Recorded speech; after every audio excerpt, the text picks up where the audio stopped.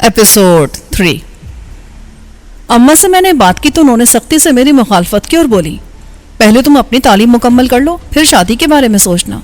अभी तो तुम्हें मुकाबले के इम्तिहान में भी बैठना है। वो इम्तिहान में शादी के बाद भी दे सकता हूँ। देखो कामी, अम्मा ने हतबी लहजे में कहा, बात दरअसल यह कि मुझे वो लड़की पसंद नहीं है। क्यों, क्या खराबी है उसमें? मैं फट पड़ा। कोई खराबी हो या ना हो, मगर मुझे वो लड़की पसंद नहीं है। अम्मा चीख कर बोली, ठीक है, फिर मैं ये घर ही छोड़ देता हूँ। मैंने भी चीख कर कहा और बाहर की तरफ चल दिया। पीछे से अम्मा की घुटी घुटी चीख सुनाई दी, कामी। मैंने मुड़कर देखा, वो खड़े कद से फर्श पर गिरी। मैं झपट कर उनके पास पहुंचा। वो उखड़े उखड़े से सांस ले रही थी, चेहरा पसीने में तर था। कहाँ जा रहा था बेटे? उन्होंने बमुश्किल तमाम कहा। अपनी माँ से नाराज होकर घर छोड़कर जा रहा था। तुझ पे से यास्मीन जैसी हजारों लड़कियां, कुर्बान कामी। माँ ने अटक अटक कर कहा। उनकी हालत मजीद बिगड़ गई। मैंने चीख कर मुलाजिम को आवाज दी, जहूर जहूर, डॉक्टर को फोन करो, अम्मा की तबीयत बहुत खराब है। डॉक्टर ने आकर अम्मा का मुआयना किया और सर झुकाकर बोला, I am sorry mister Kamran. You mean that? Yes, I mean that, doctor ने कहा और अपना बैग उठाकर बाहर निकल गया। मैं बहुत देर तक फटी फटी आंखों से उस दरवाजे को घूरता रहा जिसमें से डॉक्टर बाहर गया था। मेरा दिमाग माउस सा हो रहा था।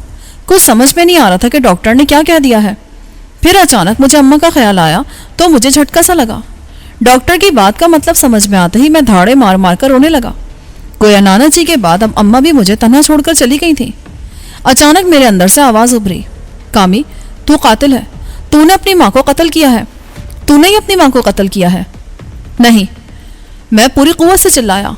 अम्मा हार्ट पेशेंट थी, उनका हार्ट फेल हुआ है। कितना बदनसीब बेटा हूं मैं। मैंने उस माँ की जान ले ली जिसने भरी जवानी मेरी वजह से तन्हाई का अजाब सहते गुजार दी। नाना जी ने जब भी उनसे शादी के लिए कहा तो उन्होंने हमेशा यही कहा, बाबा, अगर मैं शादी होकर चली गई तो कामी का क्या होगा? तुम अकेले इसके अखराजात कैसे पूरे कर पाओगे? नाना जी अम्मा के इस नुक्ते से हमेशा लाजवाब हो जाते थे। अब ना अम्मा रही थी और ना नाना जी। ताजियत करने वालों में यास्मीन भी थी। मुझे अचानक उससे नफरत सी महसूस हुई।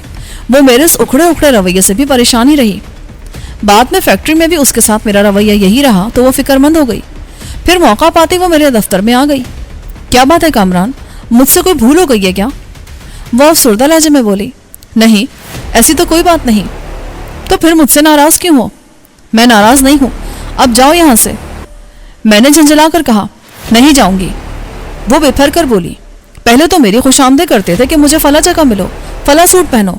अब मुझसे दिल भर गया है तो अपने कमरे से भी धुतकार रहे हो।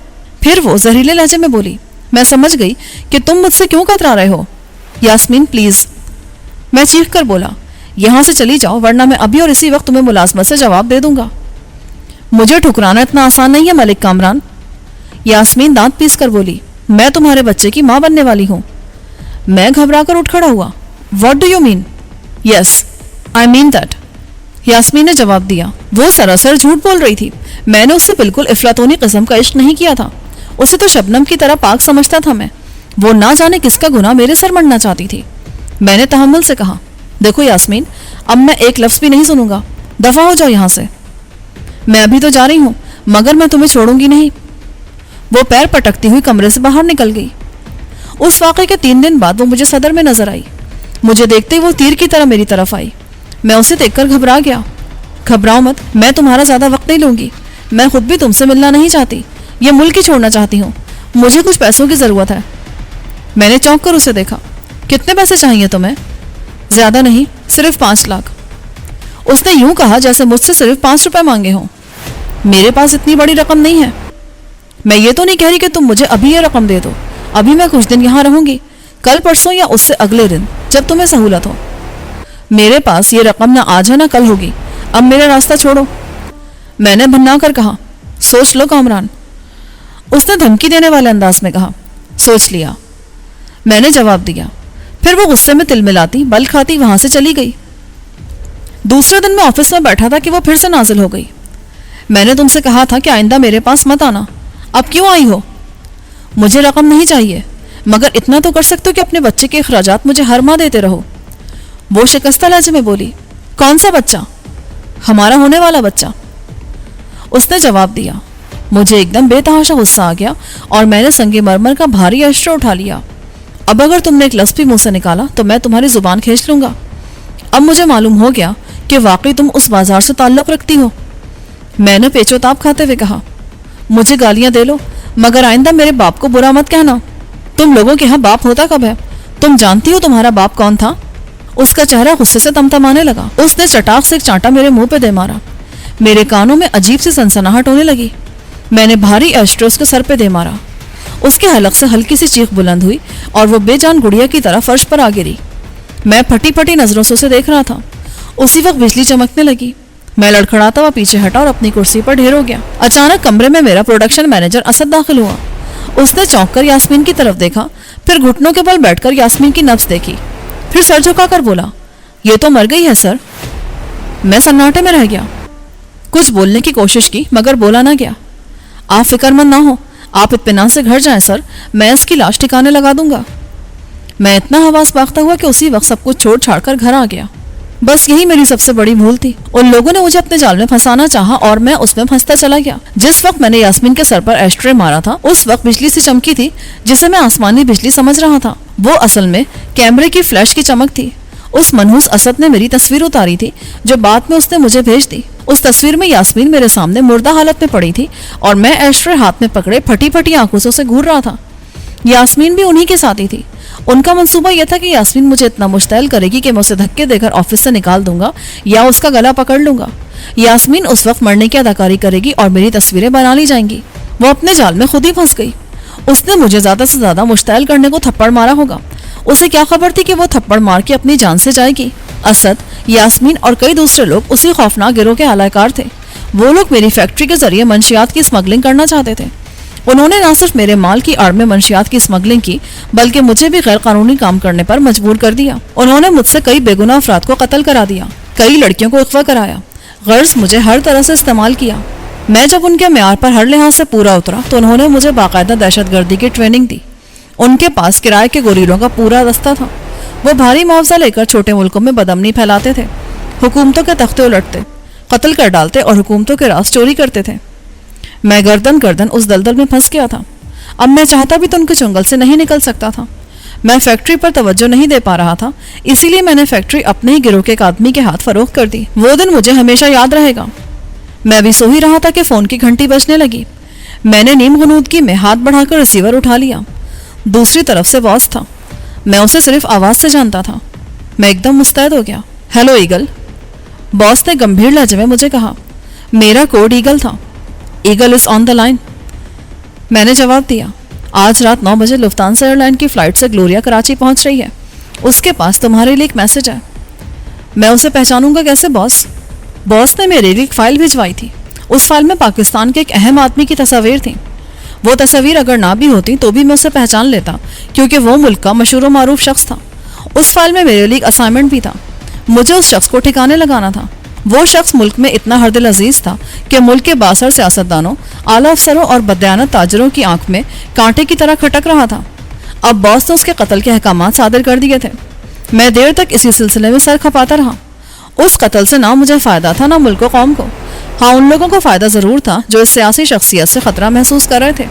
मैं अगर उसका हुक्म मानने से इनकार कर देता तो ये काम वो किसी और से ले लेता। बहुत ज्यादा गौर करने के बाद एक तरकीब मेरे जहन में आ गई। मैंने फैसला किया कि मुल्क की इस अहम शख्सियत को पहले गोली मारूंगा, फिर उसके घर को आग लगा दूंगा। मैंने पहले उसके मामूलात नोट किए। वो मंजर आम पर बिल्कुल नहीं आता था। आखिर बहुत ज्यादा छानबीन करने के बाद मुझे एक ऐसी बात का इल्म हुआ कि मैं खुशी से झूम उठा। इस बात का इल्म अगर दूसरे लोगों को हो जाता तो शायद वो लोग बहुत पहले इस शख्सियत को ठिकाने लगा चुके होते। वो साहब हर जुमे की रात को अपनी वालिदा से मिलने उनके घर जाते थे। ये मुलाकात खुफिया नौयत की होती थी क्योंकि कदम कदम पर उनके दुश्मन बैठे हुए थे। वालिदा के पास वो बगैर किसी प्रोटोकॉल के जाते थे। मैंने अपने मंसूबे को आखिरी शक्ल दी और जुमे की रात को उनकी वालिदा के घर पहुंच गया। वो उस वक्त वजू करके नमाज पढ़ने की तैयारी कर रहे थे। मुझे एकदम याद आ गया कि वो ना सिर्फ 5 वक्ता नमाजी हैं बल्कि तहज्जुद की नमाज भी अदा करते हैं।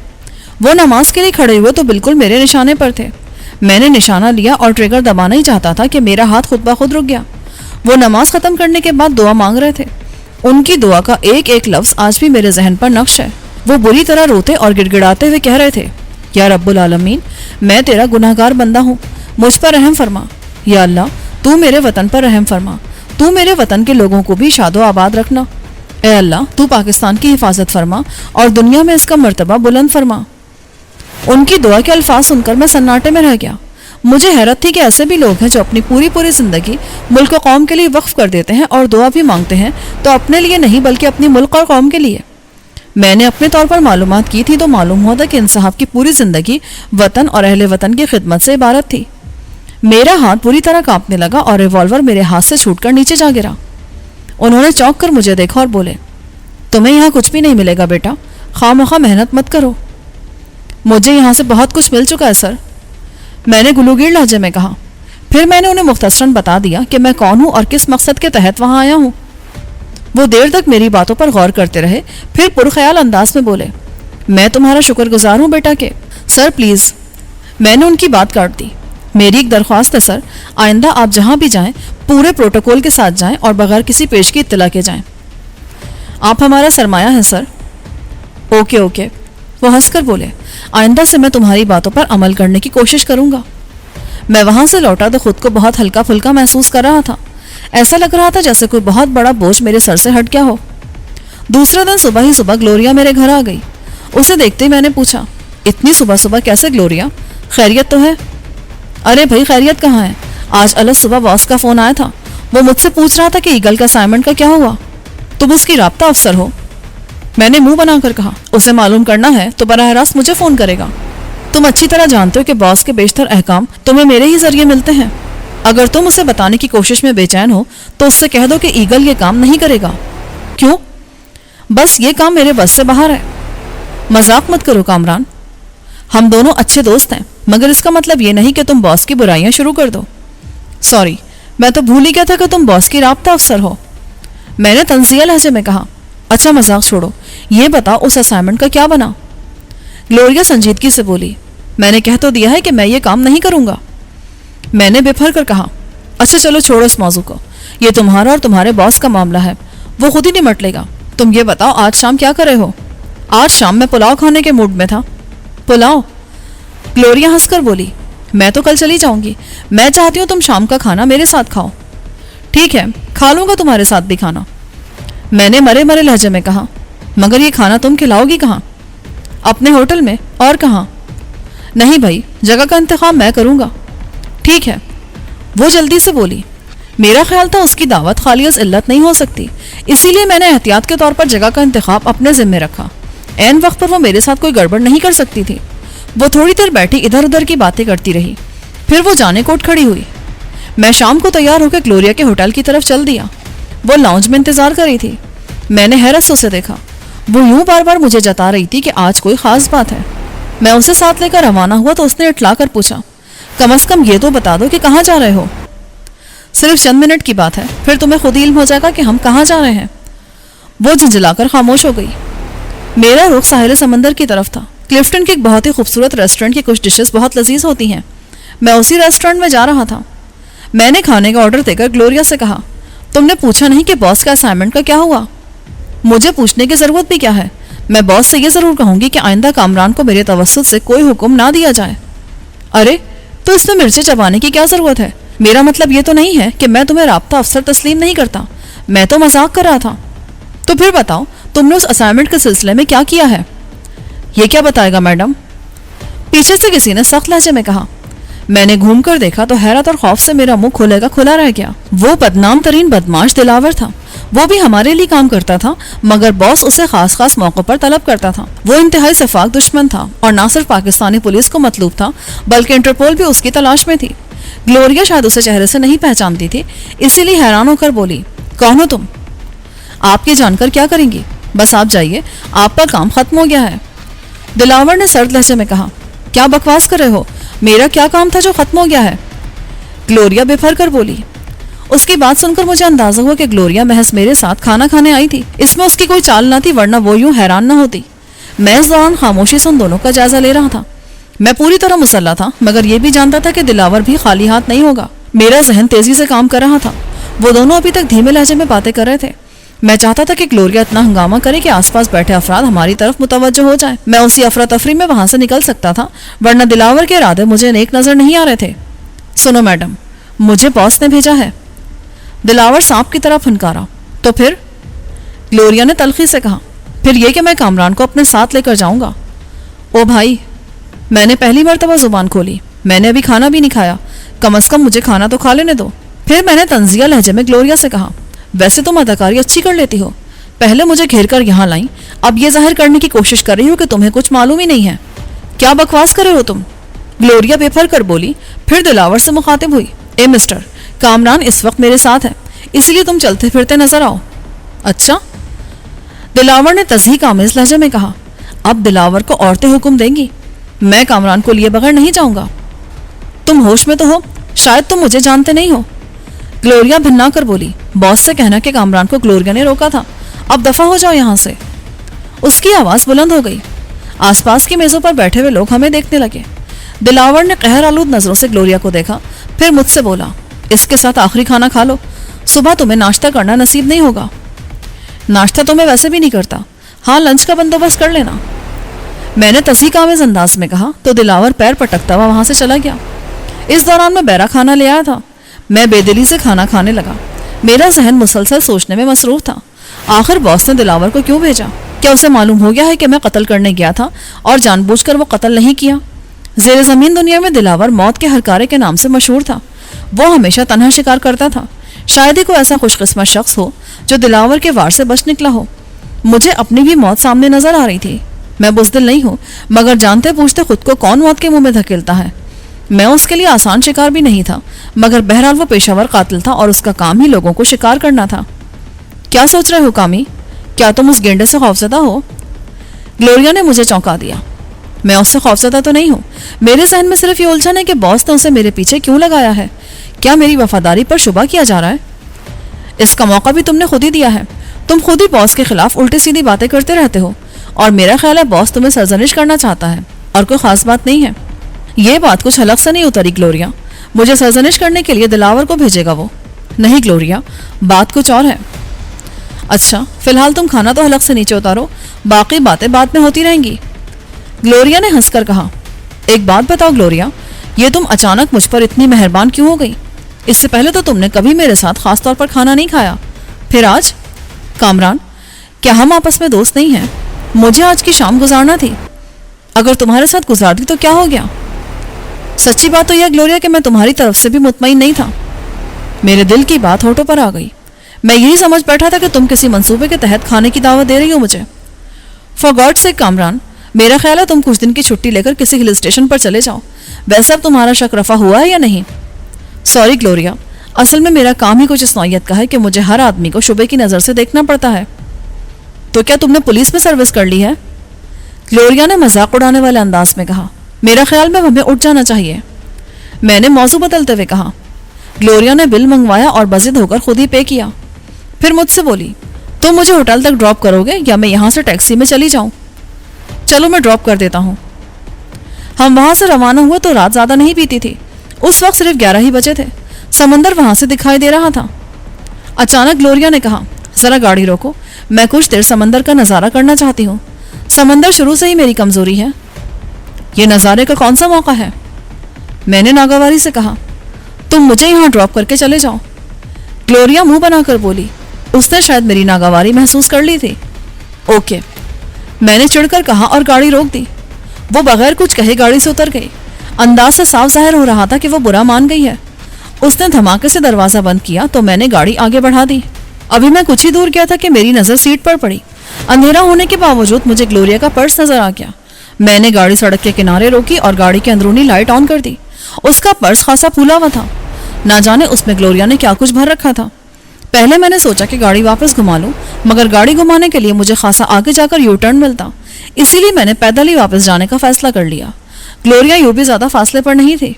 میں اس کا پرس لے کر نیچے اترا اور گاڑی لاک کر کے ٹہلتا ہوا واپس چل دیا۔ ساحل اس وقت سنسان تھا، اکا دکا جوڑے دکھائی دے رہے تھے۔ میں کچھ اور آگے بڑھا تو چاند کی روشنی میں مجھے گلوریا دکھائی دی۔ وہ ہر طرف سے بے نیاز سمندر کا نظارہ کر رہی تھی۔ اچانک میں بری طرح چونک اٹھا۔ سڑک کی طرف سے ایک شخص دبے پاؤں گلوریا کی طرف بڑھ رہا تھا۔ وہ دبے پاؤں نہ بھی چلتا تو اس کے قدموں کی آہٹ پیدا نہ ہوتی۔ ریت پر چلنے سے ہلکی سی سرسراہٹ تو پیدا ہو رہی ہوگی، مگر سمندر کے شور میں بھلا کس کو سنائی دے سکتی تھی؟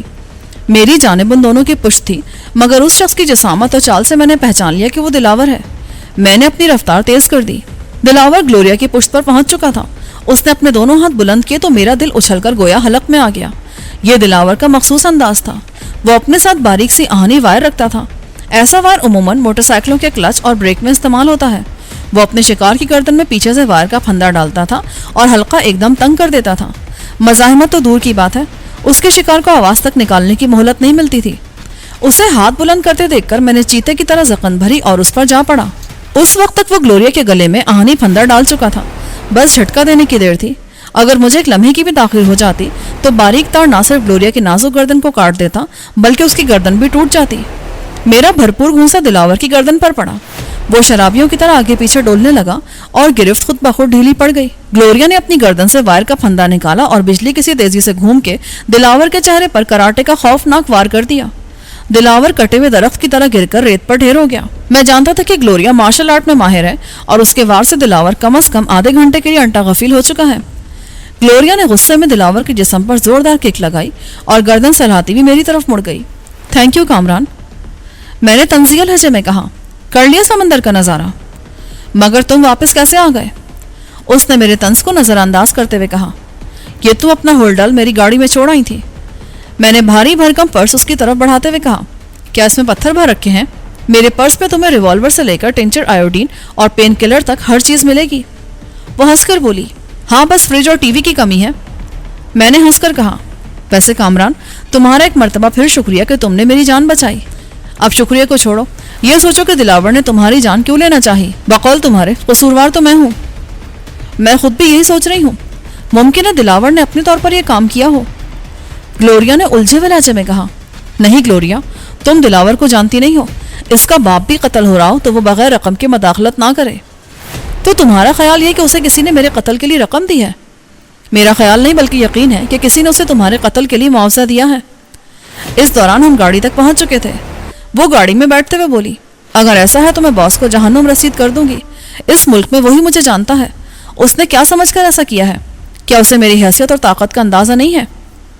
کیا تم اور کیا تمہاری حیثیت؟ میں نے اسے چڑھانے کو کہا اور گاڑی سٹارٹ کر دی۔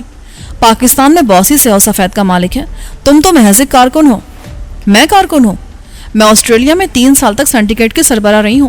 میں بہت زیادہ تھک گئی تھی، اس لیے میرے کہنے پر ہیڈ کوارٹر نے وہ ذمہ داری مجھ سے لے لی۔ اس کا مطلب یہ نہیں کہ میں بے وقت ہو گئی ہوں، میں جب چاہوں اپنی سیٹ واپس لے سکتی ہوں۔ مگر یہ بات تم نے پہلے نہیں بتائی۔ میں چونک کر بولا، حالانکہ ہم لوگ گزشتہ 6 مہینے سے مل رہے ہیں۔ میں خود تمہیں بتانا بھی نہیں چاہتی تھی، ورنہ تم میرا احترام کرنے لگتے۔ خوش فہمی ہے تمہاری۔ میری بات سن کر وہ بھنا گئی۔ کیا تم جانتے ہو کہ سنڈیکیٹ نے تمہیں ممبر کیوں بنایا ہے؟ کیوں بنایا ہے؟ کیا مطلب؟ ظاہر ہے سنڈیکیٹ کو مین پاور کی ضرورت ہے۔ میں نے یوں کہا جیسے اس نے کوئی احمقانہ بات کر دی ہو۔ وہ تحقیر آمیز انداز میں ہنسنے لگی۔ Man power? تمہارے ملک میں اتنی بے روزگاری ہے کہ تم جیسے سینکڑوں نوجوان مل جاتے۔ یہاں بہادر، جیدار، سخت جان نوجوانوں کی کمی نہیں ہے۔ پھر تم میں ایسی کیا خاص بات ہے کہ تمہیں ممبر بنانے کے لیے اتنے جتن کیے گئے؟ اس نے تلخ لہجے میں کہا۔ واقعی اس کی بات میں وزن تھا۔ میں نے تو کبھی اس نقطے پر غور ہی نہیں کیا تھا کہ آخر مجھے پر یہ عنایت کیوں کی گئی ہے۔ یہ بھی حقیقت ہے کہ میرے ملک کے بے شمار بے روزگار نوجوان ان لوگوں کے ایک اشارے پر ان کا ساتھ دینے کو تیار ہو جاتے۔ جاننا چاہتے ہو تو میری اہمیت تو جان لو کہ میں وہ بھی جانتی ہوں جو انتہائی خفیہ ہوتا ہے۔ تو پھر بتاؤ کہ سنڈیکیٹ میں میری موجودگی کا جواز کیا ہے؟ گلوریا جیسے ہوش میں آ گئی۔ وہ سر جھٹک کر بولی، یہ میں نہیں بتاؤں گی۔ اتنے ہی ذہین ہو تو خود اندازہ لگاؤ۔ وہ میرے ساتھ بچوں کا سا برتاؤ کر رہی تھی۔ میں نے تل ملا کر کہا، ٹھیک ہے، میں خود ہی معلوم کر لوں گا۔ میں نے اب تک اس پوائنٹ پر غور بھی نہیں کیا۔ تو اب کر لو غور، اور سمجھ میں آ جائے تو مجھے ضرور بتا دینا۔ اس دوران ہم گلوریا کے ہوٹل پہنچ چکے تھے۔ میں نے گاڑی اس کے ہوٹل کے سامنے روک دی۔ وہ اترتے ہوئے بولی، آؤ ایک کپ کافی ہو جائے؟ نو تھینکس، میں اب چلوں گا۔ ہاں تم ذرا محتاط رہنا، مجھ سے غلطی یہ ہوئی کہ میں نے دلاور کو زندہ چھوڑ دیا۔ او شٹ اپ، اس نے منہ بنا کر کہا۔ وہ تو بے خبری میں ایسا ہو گیا تھا، اب آیا تو اسی وائر سے اس کی گردن جسم سے علیحدہ کر دوں گی۔ گلوریا کا لہجہ اتنا شفاف تھا کہ اس کی نرم و نازک شخصیت ہی بدل کے رہ گئی تھی۔ البتہ تم محتاط رہنا، یوں بھی تم اس گینڈے سے مروب لگتے ہو۔ Good night. یہ کہہ کر وہ نپے تلے قدم اٹھاتی ہوٹل میں چلی گئی۔